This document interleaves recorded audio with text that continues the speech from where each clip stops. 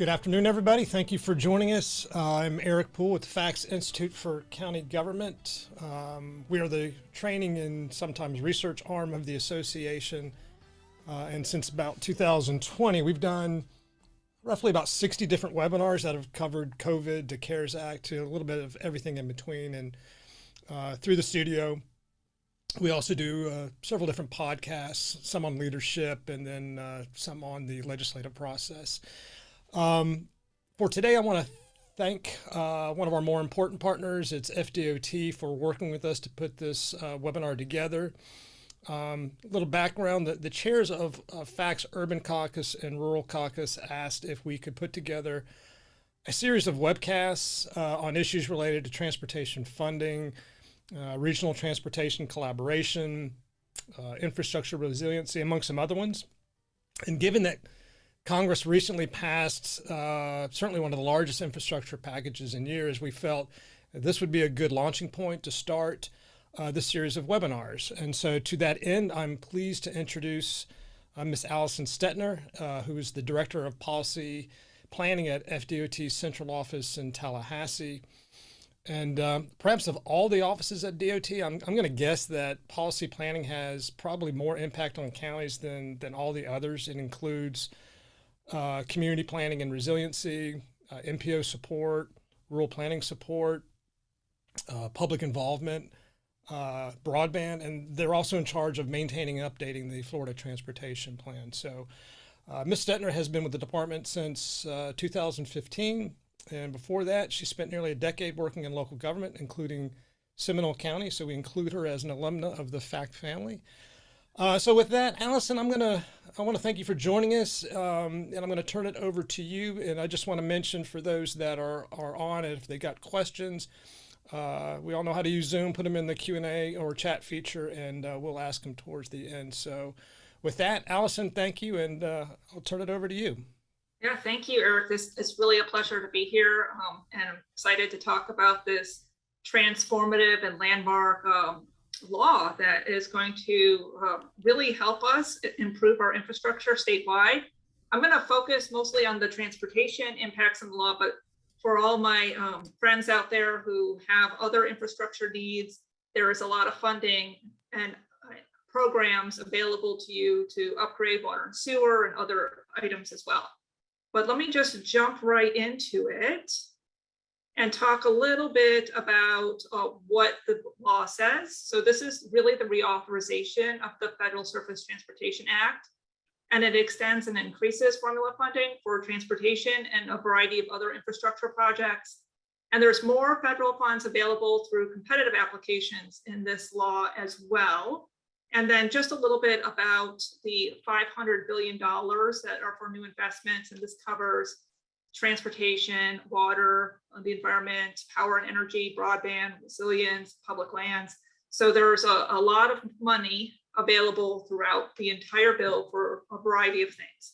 So I just want to talk a little bit about the new funding that's available. So in the formula portion, it's a 35% increase over the FAST Act.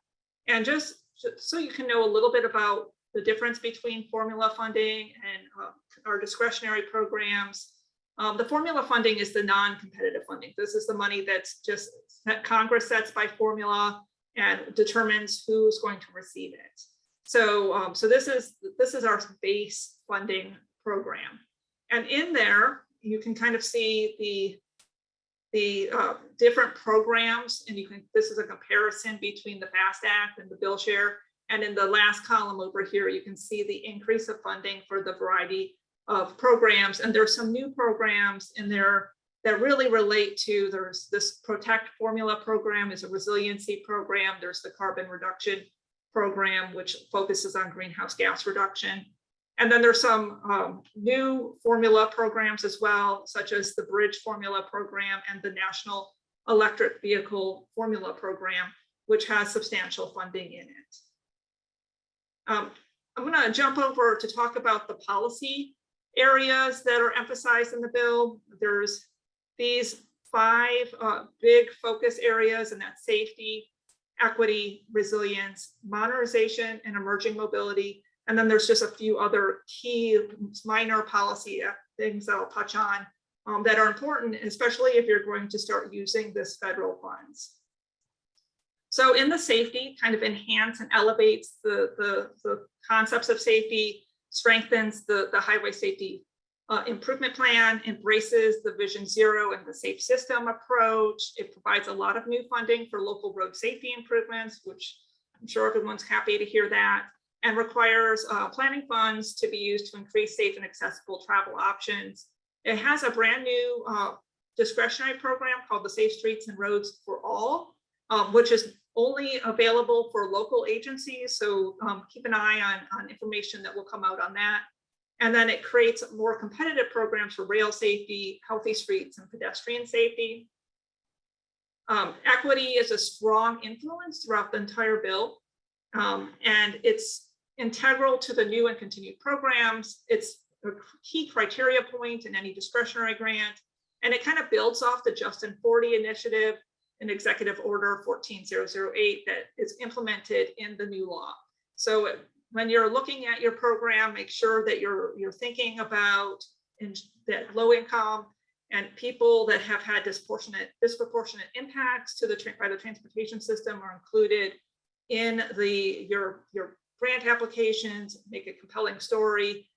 This money is really trying to get to people who may not have had an advantage previously with the funding.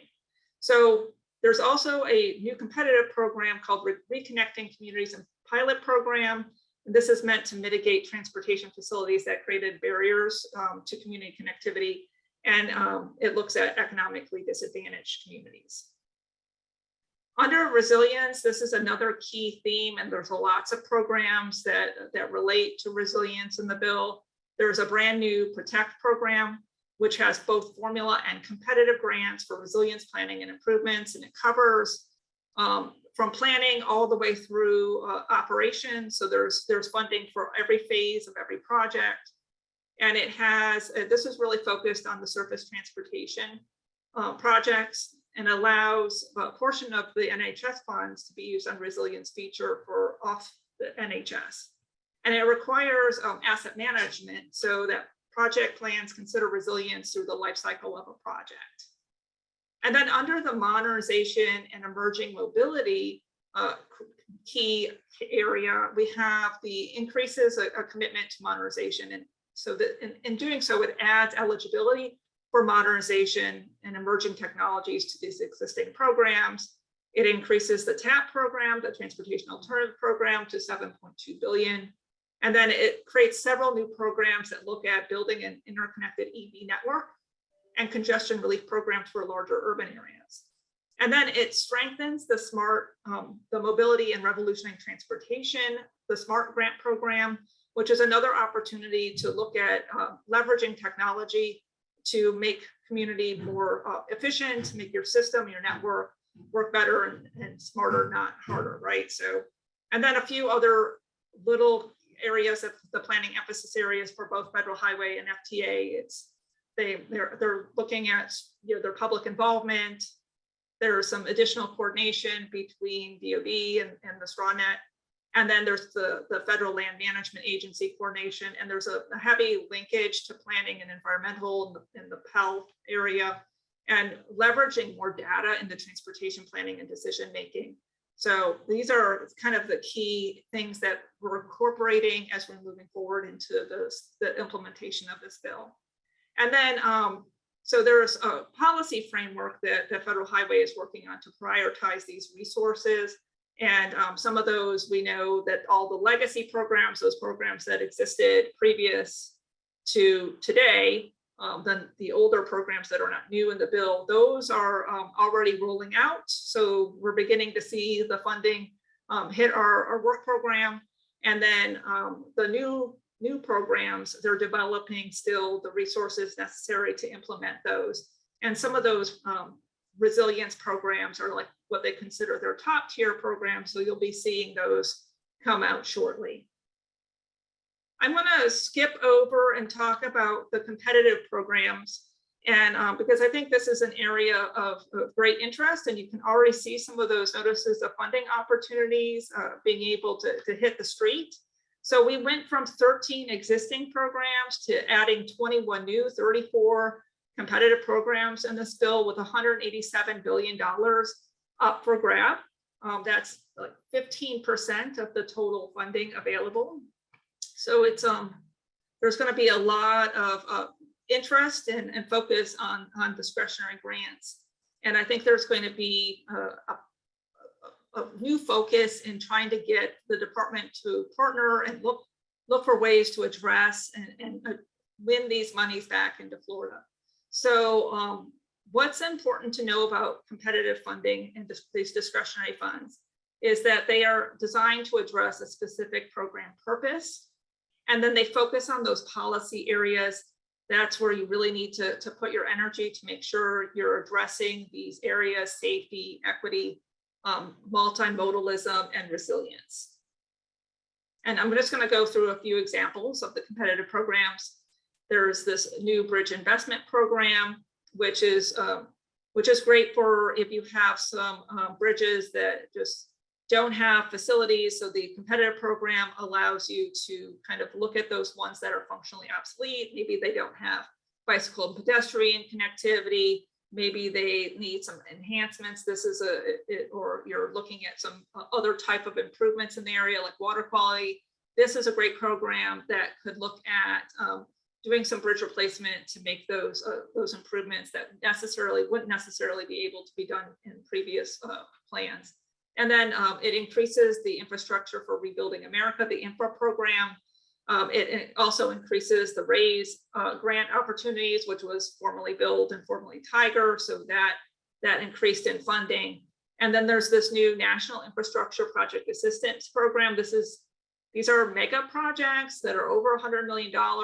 So if you're looking and you have a mega project in the area, this would be your program. And then there's some ones for the modal areas like the Consolidated Rail Infrastructure and Safety Improvements, the CRISI program, that got some additional funding as well. And just because, the list goes on, I'm not covering all 34 today, but just to kind of give you an idea of what else is out there. There's the capital investment grants, the low and no emission bus program, the Safe Streets and Roads for All program, that one's for local agencies only, the culvert removal, replacement, and restoration program, the EV and alternative fuel infrastructure, and the rural surface transportation grant program.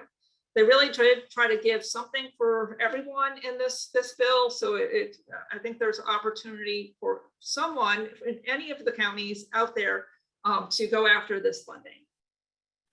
So I just want to kind of touch base on how you can work together to come together and get these projects. A lot of these projects have a local nexus, and the department serves as a technical resource on potential grant projects. But I would suggest coordinating with your FDOT district on potential grant projects very early in the process. Sit down with them, let them know your ideas. We have people that can help pull information and data together to help with those grant applications and provide advice on those. We're in central office and policy planning. Right now, we're doing a lot of outreach to the districts so that they understand the grant program so that they would be able to help you be successful. And then if you're applying, you have to be prepared to meet all of the federal requirements. So not in just the notice and the grant application, but once you are awarded the project, then you have to meet all the federal requirements that are in the bill. So that would be all the NEPA requirements, all the David Bacon requirements, so Buy America. So you just have to make sure that you're meeting all those requirements when you actually achieve an award. And then since these programs aren't 100% funding, you identify a local funding match. Usually it's about 20%. So you must have that non-federal share. And then if you want a letter of consistency from the department, reach out to the district as soon as possible so that we can start running those letters through. We are writing letters of consistency to local agencies. you're consistent with the Florida Transportation Plan. If you're in the work program and you have funding, the only way to get funding from the department, if it goes through the tentative work program cycle and ends up in our budget. So it's not like we have a pot of money around that's not being put to good use. So kind of understand how the department runs its budget, and it goes through a legislative process. I want to talk about what some questions you can ask to see how to make a successful grant application possible. And you should ask these questions when you're thinking about projects that you want to submit, regardless of its transportation or a water or an undergrounding. There's all sorts of programs in here. So you need to ask whether the project meets the grant purpose and the grant criteria. Does it represent local and regional priorities? Part of the grants are to look at promoting regionalism and national importance, especially on the larger grants. So those are important parts of the story. So thinking bigger about your project and how it connects to the broader world. Does it provide access to one of the ports or one of our other regional facilities, so that it kind of fills a gap? So those are ways to look at your projects to see if it meets a regional priority. And then since grant writing is about storytelling and connecting that bigger picture, make sure you have a compelling story to tell about your project and the benefits that it would bring to the overall community, not just on the transportation network. You guys all know your areas way better than the department does, so you know the stories that go behind some of these projects and the history and the impacts to the community. And then projects do better when they have a positive cost benefit analysis and have sufficient supporting data. This administration is really focused in on what the right data level is. They're providing some really meaningful feedback in our debriefs, and we've been doing debriefs on all the grants we're submitting. So we're really learning a lot about what they want to see, what they're accepting. The economists at USDOT will rewrite your cost benefit analysis if you get to that point. So I just wanted to kind of let you know, and the department stands ready to help with any technical assistance when it comes to answering these questions with you and helping you in any way possible. And then generally, there's a lot of grant programs, and some of them are still being released. We don't know if there's what the timeline is for a lot of these programs, as the funding is just getting out the door. Right now, we've been under continuing resolution up in Washington. So each discretionary program has a different timeline. And sometimes they're very tight timeframes, and sometimes the program's coming, so you'll be able to adjust and make those determinations. And our best advice is continue to review available USDOT and FDOT resources, register on grants.gov so you can receive NOFO information, and they'll even let you know, give you a heads up, like, oh, this NOFO will come in 2 weeks. So you can start preparing for your grant program before even the NOFO is released. And this is important because these grants take up a lot of effort to get them ready, and at least for the department, especially to get them approved before it goes out the door. So the department has very strict time limits that we need to meet in order to get a project application done, but you're not subject to those. So anytime we can have a local partnership, that would be ideal for the department. So I'm going to come over here and talk a little bit about the implementation of the bill. So the bill is new. There's a lot of new programs. USDOT is still building capacity to get these new programs underway. And so we are continuing to monitor developments as UT develops and creates public guidance. There's a lot of requests for information that we're responding to from the state perspective, and then kind of highlighting key projects that are happening at a local level and at a statewide level, focusing on the community initiatives that Florida does to highlight some of the ways that we do business so that it can be captured into how they're implementing and creating guidance. Start identifying and prioritizing projects that may be applicable to these discretionary programs. Engage in your MPOs, engage with your cities and other counties and community members to kind of create that list and have regional focus when you're applying for these grants. I think it's really important to engage all of the partners and stakeholders as early and often on these projects. The more support you can garner at this point, and make sure that your projects are consistent with all of your planning documents and within the MPO. Those are excellent opportunities because all of that will be needed by the time the grant gets funded. So the more you can coordinate early in the process and capture that into your application, I think the better off we'll all be. And then just a little bit about some of the implementation issues that are forthcoming. Most of you are aware that the Census urban area designations and MPO changes. US Census has published some new rules on urban area designations. We haven't received the new urban areas from US DOT yet. We are expecting those this summer.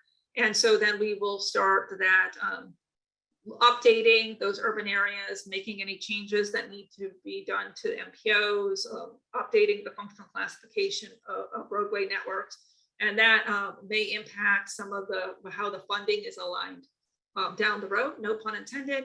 And then federal transportation performance measures are with the new programs. So we are expecting that there might be a few new things that we might want to measure to make sure that our programming is successful by America, as I mentioned earlier, and then making sure that we have the workforce we needed to deliver these projects. We need to build capacity probably in every sector in order to be successful in these projects. So with that, I just want to share with us where you can get more information on these grants. And then I want to just get into your questions and talk more holistically about these projects. But if you want more information, FDOT.gov on our policy planning, we have some resources on discretionary grants. We have a table of all the programs and who's eligible for those funds. Grants.gov, that's where you can register to get notices of those NOFOs. Federal Highway has some more detailed information on the bipartisan infrastructure law that gets into some of the very specific information. And then USDOT also has some additional information at that next level that includes some of the modal areas. And then there's a new guidebook from the White House on implementation and the building a better America. Which is got some of the programs outlined in the high level funding and kind of what the emphasis areas are in each of those. So with that, see, I think we can turn it back and we can just talk about what's going on in the Q&A. Yeah, Allison, it looks like Dana has answered some of the questions that came through. Others in the chat, people just want the slides that are available and whether this is being recorded. Yeah. And yes, we're recording it and slides will be available. But there's a question that wasn't answered, and it's relating to persons with disabilities and whether there's specific additional or any funding that is in the bill for those who need to access the right-of-way. Yeah, absolutely. So some of that in the Safe Streets for All program and the Healthy Streets components has those equitable components of the bill. And people with disabilities are kind of one of those key stakeholders in the development of those funds. So I would say that some of the definitions, while broad, are targeted towards people who are traditionally left out.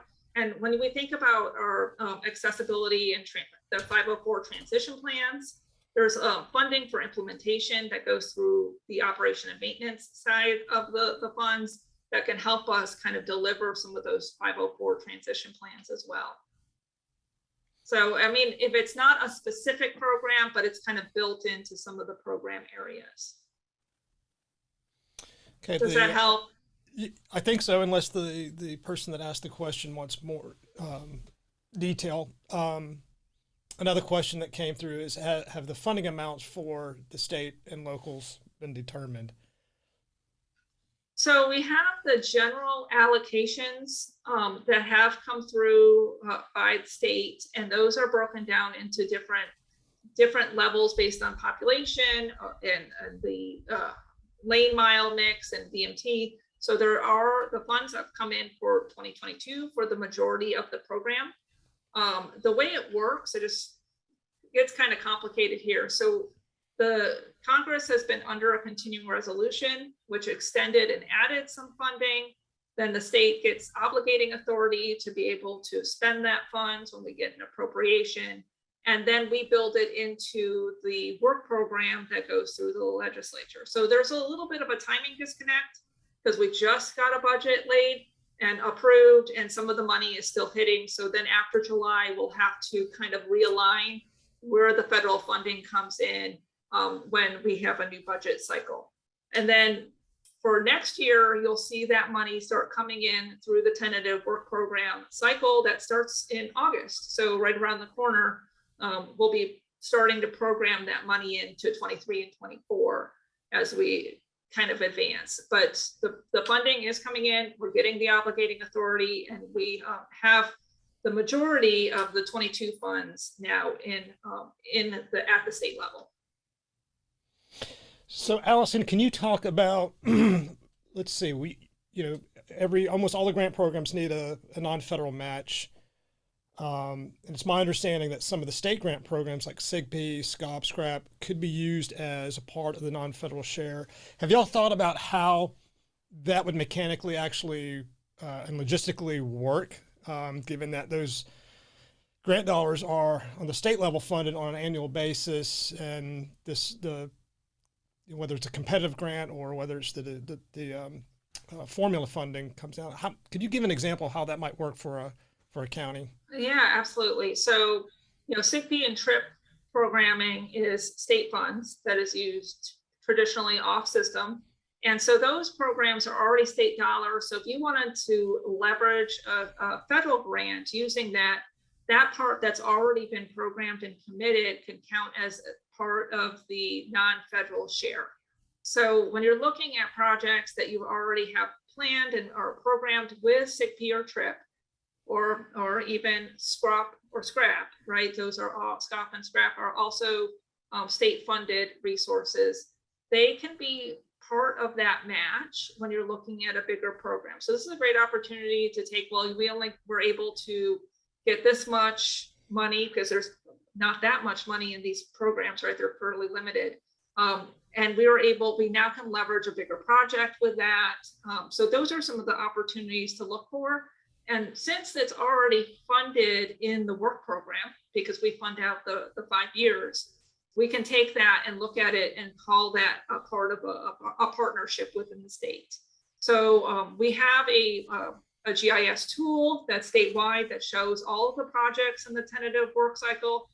It's not on our resources, but you can find it at fdot.gov/WPPH. And there's an interactive map that shows all of the projects that are funded in the next 5 years.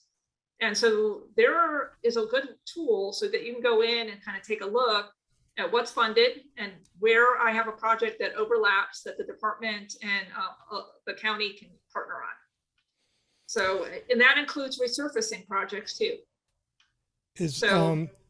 I know Dana is on the background. If can she put a link to that webpage? I think that would be very useful. And Allison, can we go back and talk about the competitive grant programs? Yeah. You said we've gone from, I guess, 13 to 34.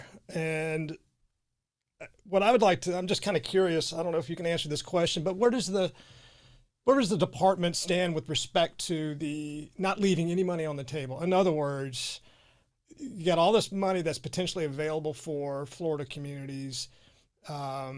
You encourage a letter of consistency, which to me is not the same thing as a letter of support or a strong advocacy role from the department to make sure that counties and local governments are drawing down these monies before they go away. So I don't know if you can talk about that. Yeah, absolutely. So we use the word consistency because support means financial in the way that the state looks at it. So if you have a project that we're already funding in the work program, then it would be supported. But a lot of times these projects aren't projects that are in the TIP or STIP yet, so the Transportation Improvement Program that's adopted by the state or in our budget. And then those projects, we're using the word consistency to say they meet all of our goals and they align, these projects align with the state's values, right? So it's just a semantics thing. It doesn't say we don't support your project. We're just trying to get the bean counters out of the way and say, okay, we're supporting these projects by providing a letter of consistency. And we're just not using the word support. In addition, if you have a project that has a really strong state connection and meets state goals, we're going to provide more than technical assistance. This is why it's really important to reach out to your districts early in the process, because a lot of times local agencies are going to be way more competitive than the state is in going after these discretionary programs. No one wants to give us money. It seems like we have all the money in the world, right? And the administration has been very clear that they want to get more money into local hands. And the state wants to help that become possible. So we have ways that we can help with data. We have grant writers. We have people that can help with the economic analysis. We have tools so that you can scope your project so that it meets federal standards. And we can provide that technical support earlier in the process so that we can help you build the capacity to manage and handle these grants when they come in. Because if anyone has managed a federal grant on the call, they know that it's a heavy lift. And the department's ready to stand side by side to make sure that we're successful. And we think this tide rises all boats. So we want to be there to help you be successful in your project. So if we see red flags in your project before you submit, then you don't need to go through the whole process. We can get that project ready for you so that it can be ready down the road for a grant project. So those are the kind of the things we're talking about right now as we're evaluating projects for the new programs. And then some of them are not state eligible, but we can still help participate in putting those grant applications together and helping you with the technical assistance. So it's a really broad approach that we're taking. We're really trying to build relationships as part of this and leverage the state's technical ability so that you guys can have access to that across the state. On the focus areas with respect to safety, multimodal, equity, resiliency, is that only applied to the competitive programs, or is that also part of the formula? It's built into the formula programs as well, especially some of the resilience and equity, but we are already doing that as a state. It's already built into a lot of our systems. You'll see some of the changes probably come through in LAP eventually as we're coming through some of those standards that need to be built in. So those determinations will need to be evaluated as USDOT develops guidance. We don't know all of the ramifications yet, but we've already put some materials out for our MPO partners to be ready, building resilience into the plan. We have a equity subject matter brief on our websites that can help you kind of understand how the state is working with equity. And we have how we engage our stakeholders and making sure people have the ability to access and provide input and shape our projects is critical to ensuring that we have equitable outcomes going through these processes. So I think that it is going to be an element of all of the program funds. Some of that hasn't really been determined by the federal agencies and how they're going to do that, or what the measures will be for how they look at that. But we're looking at it as in a proactive way to make sure we're covering all of the bases. And again, you may not be able to answer this question, but is on those focus areas, depending on the grant program, is more weight given to one of those focus areas as opposed to another? Is that depending on the program and the project? So I think you know what I'm asking. Yeah, no, Is yeah, safety more important than equity? right. So with all these competing emphasis areas, we know that there's trade-offs, right? So, and you have to make those decisions, and how you balance those different areas is going to be important to that narrative. I think that the bill, I mean, in the department, we are always focused on safety first. That is our highest priority. That's kind of, we have a target of 0, right? So we kind of consider that the highest priority, but a lot of those decisions that we make on safety impact the other areas as well. So, and making sure that we have more access and more access to opportunity by creating safer streets, that's an equitable outcome. By making sure that we're making decisions on drainage that enhance our water quality and improve our environmental features, we do that on every project too. So we have systematically built into our processes ways to evaluate and enhance all of the emphasis areas. And it's more about telling our story about how we're doing that, and making sure we document that better, a key component. So on every project, we look at these things equally, but when you're looking at it from a local perspective and trying to look at the discretionary program, you've got to think about connecting how those pieces work together in your story and in your narrative. So I know we talked a little bit about making sure things were more accessible for our people, our friends and who have disabilities, right? So we want to make sure that that story is being told in every one of our narratives, because those are the features that we're going to build no matter what into our projects. And I'm assuming it's the same for you at a local level too, making sure that when you hit a corridor or hit a project, you're making every enhancement you can to cover all of these different focus areas. So I think it's more about telling that story. So is there resources available for some of the smaller counties to tell that story? And I'm talking about a grant writer and that sort of thing, or from the districts. Yeah, so we're working closely with, especially the rural districts have all asked about how they can better help the rural counties be successful in going after and winning grants, right? So this is a key area of importance to the department to help make rural counties successful. So District 1 right now is in the process of hiring a grant writer, where they're looking at ways to kind of help and promote, get projects ready for grants. Locals also can apply for planning grants, and that could be some of that capacity building that will be available. The state's not going to go after these planning grants. We believe that planning is a local issue, and that the community should be planning what they want. We would like to be involved if we can help in any way, but those are activities that projects should bubble up from communities that are then create that significance, rather than that top down, bottom up approach. So when we're looking at that kind of level of planning and building what's really needed, we want to provide technical assistance, but we don't want to be the one driving those decisions. Understand. I'm going to get to a couple of questions that are in the chat rather than what I've got written down. But, one of the questions just asked what I had asked is, what makes a good grant project? You talked about telling a story. Do you have an example to share? And they said, please clarify, do the grant applications go through DOT? Only the ones that DOT are submitting go through DOT.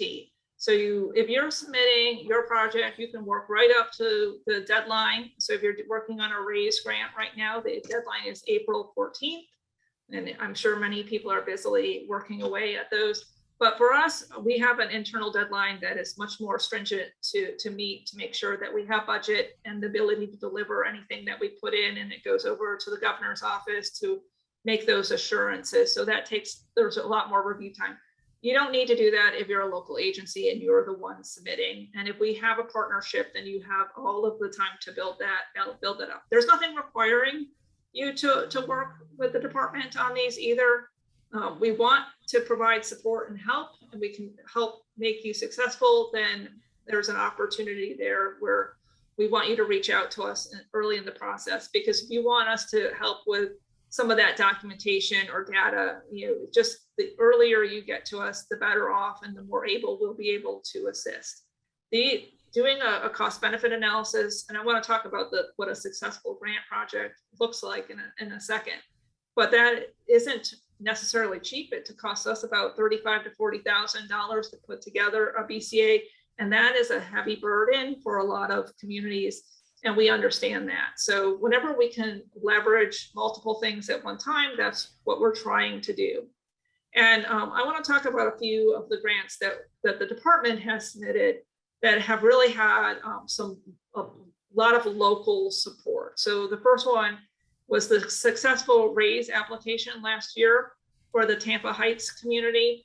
It had it focused on multiple areas. It was a lane repurposing where we're adding a transit features. It connects communities. It solves an underserved community, and it had drainage improvements that improved water quality and reduced flooding. So there's a huge resilience component to that. And it provided relief to 275 in the area of Tampa Heights. So traditionally underserved community, kind of built back some connectivities and added a complete street component to that area. So that project was awarded $18 million through RAISE. And it kind of hit every single one of those buckets. If you look at the emerging and policy areas that are required as critical areas in the grant. We have another grant that we're working on. We're hoping that this time is the time we're successful, fingers crossed. And this one is in the area of St. Augustine. It has a local partnership between the city and the MPO, as well as the department. And it's more of a technology smart city application where we're looking at enhancing parking areas, notification. It has an autonomous shuttle that will help bring people into the downtown city center of St. Augustine. It has some pedestrian improvements so that people can get back and forth across to the fort. So if you're familiar with that area, I just assume everyone travels around the state as much as I do. So there's a lot going on, and there's a lot of congestion. And then of course you have the Bridge Alliance that kind of can block and build up traffic that makes it hard for people to get around that. So there's a whole event management component to that. We have heard from USDOT that tourism will play a central role in the RAISE grants this time, and some of the criteria for looking at how we handle visitor traffic. And so event management might be part of that. But we got dinged on our resilience because we were only looking at adding sensors, and we didn't really tell the story about how those sensors would inform decision making. So there's some learning as we're going through and learning how the USDOT evaluates these grants, and we want you to benefit from all these debriefs that we're doing. So please, if you have ideas or have questions, we're always available to answer them. You can pick up the phone and call my office, and Dana, Becky, or I will be available to answer it. And we're also building that capacity at the district, and each district has a grant coordinator who would be happy to hear from you and answer the questions. So I hope that helped answer that part. And one of the last couple of questions, one is asking who do they contact for grant writing assistance? All right, so I'm going to ask Dana if she can put the grant coordinators at the district level in the chat. But if you want, and as we run out of time, we'll send that out afterwards, or you can reach out directly to our office, and we can get you connected with those who you need to talk to. And then we can also connect you to the right experts for the grant you're looking at. I think the last question I'm seeing is what's the line of sight into the federal spending deadlines for these funds? So once the money is authorized and allocated, it has a 5-year shelf life. So we have some time to get it into our program, find the right projects, and get that money working for us. So I think that's one of the key components is that, well, the money hasn't hit all of our budgets yet. it is coming and it is going to be usable. So this is the perfect time to get that table set so that we can hopefully feast, right? So that's kind of the goal, is to make sure we're putting out our best projects now so that we can capture as much of that money as possible. I don't have a silver bullet though. Yeah. So okay. Couple more. We still got a little bit of time. We're at about 2:46. Community-based organizations there's a question, have important perspectives and hold unique knowledge of community needs and values. Can you elaborate on the requirements for involving CBOs on projects for grant writing? Will funding allow for compensation to CBOs? It really depends on the grant itself. So there is funding that is available depending on the grant and what the purpose is to include CBOs in that. And as well as we are encouraging people to reach out to get those partnerships. We had a great conversation with the Able Foundation to talk about how they can support and help leverage it. There aren't a lot of specific grant opportunities for NGOs and community-based organizations. There isn't. The federal government wants to be able to give the funding to someone who's been delegated that authority to deliver a project.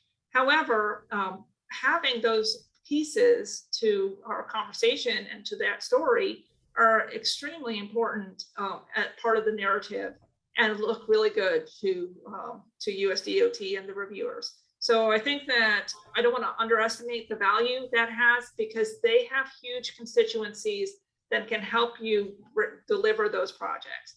Because while you can be technically great in all parts, there's a component of every project that is political will. So we want to make sure that we recognize that it's not, the sole decision isn't based principally on technical information. Some of it is how much buy-in and how much community capacity do you have to get those projects moving forward. So political support and your community-based organizations are a vital part of that conversation. And then someone asked, any idea if there will be any of this infrastructure investment money going to the Florida Keys? I understand why. I sure hope so. So I haven't seen any grants yet for those, but I mean, everything is on the table, and I would think that there's really some really good resilience projects that could be established there. So bring your ideas, talk to District 6 down there, and they are looking for great projects. Allison, I think we're almost at the end. Is it possible, is there a narrative of the Tampa Rays project that you were just mentioning? Not RAYS, but RAIC. It's like a nice thing, raise. I got it. So we can share that application so you can see what was in that winning application. So that you guys can see the elements and how they were covered in there, so you can meet that critical criteria. The more we can learn from each other, the better off we're going to be. And feel free to share the one. Did you say it was St. John's or Flagler County? Smart St. Augustine is in St. John's, right? Oh, I can't remember. Smart St. Augustine. It's in St. Augustine. Flagler. Flagler. We're from Florida. We got it. Yeah. Well, I think that's it. That brings us almost to the top of the hour. Allison, I want to thank you for this. And this is, I think, a nice launch pad for some of the other webinars we hope to have over the next couple of months. And if there's additional information that you think that you can convey out to our members at any time, please feel free to come back. We can do another brief webinar, or we can just be a conduit for information between the department and the counties.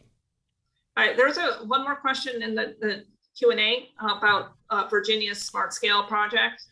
And I just want to say that we don't use a statewide prioritization, because we rely on the counties and the MPOs to do the ranking based on local performance, and that is built up and performance based. Virginia takes on that at a state level, And for us, it's more of a grassroots approach in the state of Florida. We are a large and diverse state, and we don't want people in Pensacola, they don't have the same values and goals as maybe city in Miami.